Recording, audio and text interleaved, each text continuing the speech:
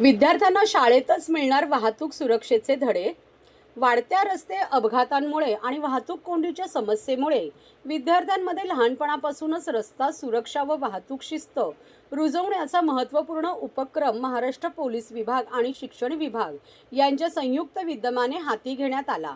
15 ते 22 एप्रिल दरम्यान ठाणे शहर वाहतूक नियंत्रण कक्षात पार पडलेल्या 8 दिवसीय विशेष प्रशिक्षण कार्यशाळेला ठाणे विभागातील 173 शाळांचा उत्स्फूर्त प्रतिसाद लाभला. या प्रशिक्षणामुळे विद्यार्थ्यांना आता शालेय शिक्षणासोबतच रस्ता सुरक्षेचे धडेही मिळणार आहेत. ठाणे पोलीस आयुक्त आशुतोष डुमरेंसह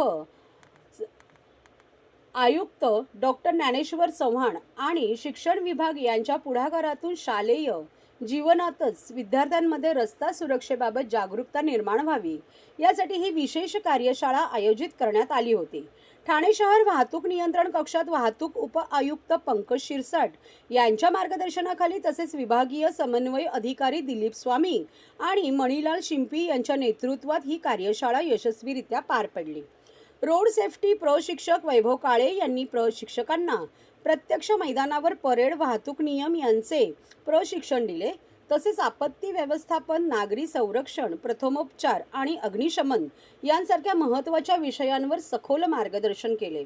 तर नागरी संरक्षण दलाचे चीफ वॉर्डन आमदार संजय केळकर यांनीही कार्यशाळेला भेट देऊन प्रशिक्षणार्थी प्रोत्साहन दिले. या उपक्रमाअंतर्गत प्रत्येक शाळा व महाविद्यालयात रस्ता वाहतूक सुरक्षा दल आणि नागरी संरक्षण पथक स्थापना करण्यावर भर देण्यात आला. यामुळे विद्यार्थ्यांमध्ये शिस्त, नेतृत्व गुण आणि सामाजिक जबाबदारीची भावना विकसित होण्यास मदत होणार आहे.